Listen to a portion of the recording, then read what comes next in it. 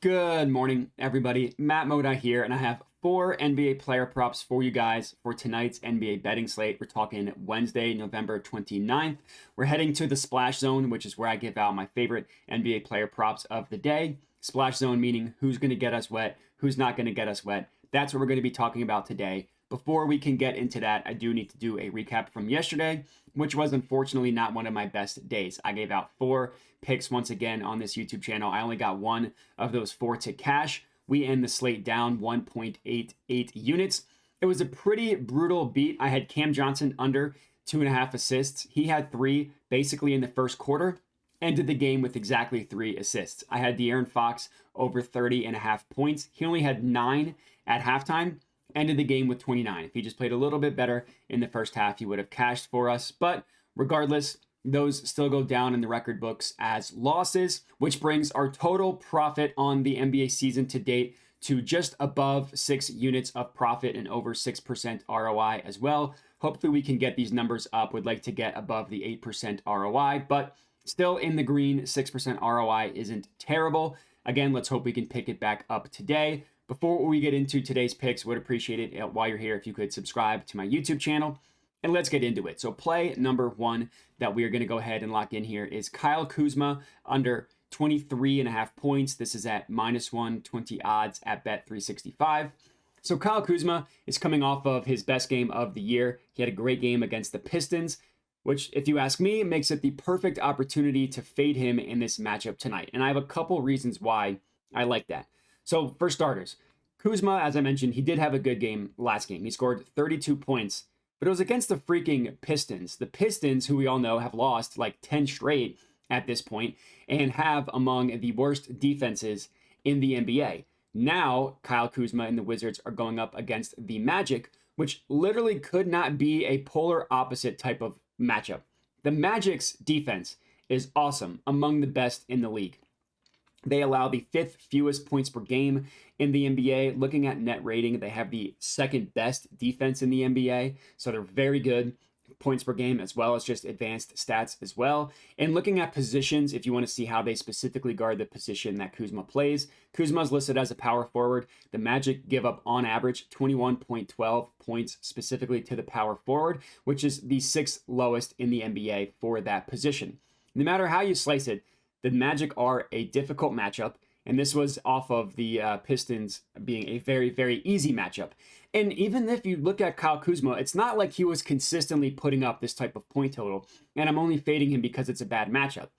On the season, Kyle Kuzma has only gone over 23.5 points in 7 of 17 games, and only in 3 of his last 10 and 2 of his last 5.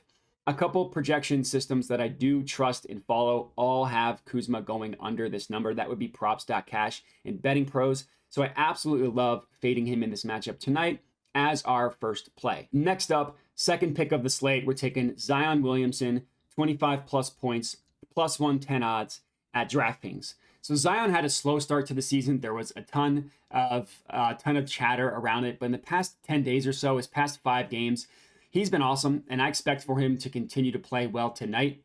Unlike the Kuzma play, this is not a situation where we are fading recent results. We're doing the exact opposite. We are backing recent results. As I mentioned, Zion has been phenomenal. And looking at his season's kind of interesting.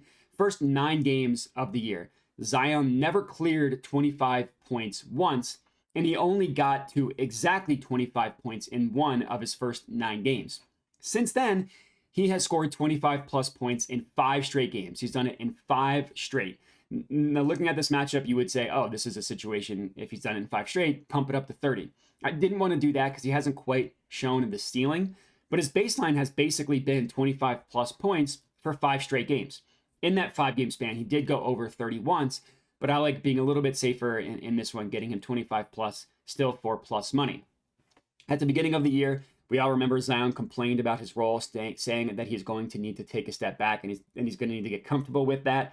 Luckily, that hasn't really been the case over the course of the season. That hasn't needed to happen. As I mentioned, he's been awesome the past week, 10 days or so. Now, the matchup against the Sixers, if you just look at stats and stuff, is somewhat tough. You know, they're not among the Magic as the best defense, but they're definitely above average versus below average. But Zion has absolutely killed the Sixers in his career. Now, he's only played them 3 times, so it's a small sample size because of how little Zion's played in his career. But in those 3 games, he has scored 25 plus points in every single game. He's averaging 33. And in those three games, he scored 37, 36, and 26 points against the Sixers. And that 26 was last year, the only game he played against them last year. And that was a game in which he left early due to injury, and he still cleared 25 plus points. The Sixers, and really nobody, has the bodies that can match up with Zion physically. Not a lot of people do. He just takes advantage of whoever the Sixers put on him, because obviously they're not going to put Embiid on him. And in this situation, the Zion one, once again, both projection systems that I trust have Zion going over this number. So I like it as our second play of the evening. Third up in the Lakers versus Pistons, we're taking DAngelo Russell, 15 plus points, plus 110 odds at FanDuel. As is typical DAngelo Russell fashion, it's been a hit or miss year for him, pretty boom or bust, which makes sense as that's basically the player he's been his entire career. But in this matchup, in this game against the Pistons, this is a situation where you want to target him.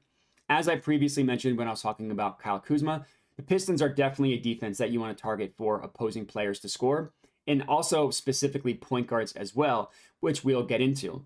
The Pistons' net rating is ranked 23rd in the NBA. They allow the 22nd most points in the NBA while playing at the 6th fastest pace. So they're definitely not the worst, but they're definitely below average as well. And I love the fact, the pace number, because it means that they, on average, have more possessions than other teams. The Lakers, in terms of pace, are exactly average. They're 15th. So this game should have more possessions than normal because of the pace of both teams. But the reason why I'm specifically targeting DAngelo Russell in this matchup is because the Pistons struggle more than any other team at guarding the opposing team's point guard. The Pistons allow 27.56 points per game specifically to point guards. That's the most in the NBA allowed to point guards, and the most by a mile as well. The difference between them and the second place team is pretty wide. In looking at specifically, if you want to look at DAngelo Russell, as I mentioned, it's been pretty hit or miss for him, almost exactly hit or miss. He's hit 15 points in exactly half of his 18 games so far. So he's hit it in 9 of 18. And he's also hit it in exactly half of his past 10 games as well, getting it in 5 of his last 10. What I think is funny is the fact that DAngelo Russell, he's never missed 15 plus points 3 games in a row yet this year. He's had multiple times where he's missed 2 in a row, never made it 3 in a row. And currently, he has yet to hit 15 plus points in the past 2 games. Now, I don't necessarily think that there's a ton to that where he just simply can't play bad for 3 games in a row. I think what's more likely is it just has to do with him being a streaky player. So the fact that he has had 2 below average games, to me, means that it makes sense for him to have a above average game in this one, getting us to 15 plus points as our third pick.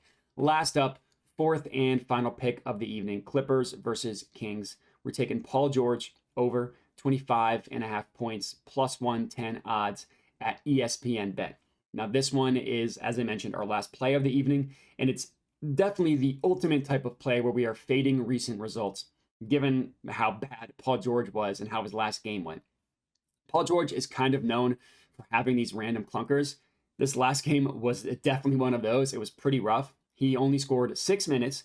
He played just under 37 minutes, so it wasn't like he left early due to injury or had foul trouble or anything. He shot 2 of 13 from the field and 0 of 4 from deep. That was a game in which the Clippers lost to the Nuggets, who did not have Jokic or Jamal Murray. That's rough. But that doesn't mean that I'm just automatically out on Paul George. And he's mostly been more good than bad this year. And even since they acquired James Harden, he's been fine. He's been good.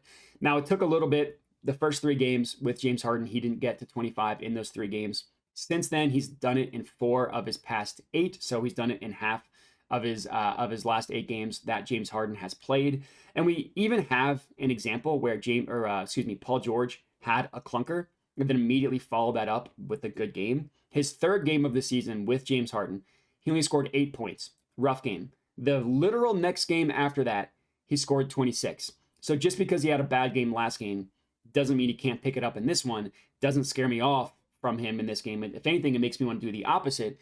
As you probably know by now, that's part of my strategy, is things tend to ebb and flow. So if something's happening one way, generally the opposite is going to pick up at some point. And looking at the matchup, the Kings are below average defense in general. They allow 115.8 points per game. That is ranked 21st. But the Kings are also going to be on the second half of a back-to-back. After a pretty grueling game against the Warriors, it was an impressive victory. They came back from being down 24, but generally, second night of back-to-back, probably going to have tired legs. And they also struggle to guard shooting forwards as well.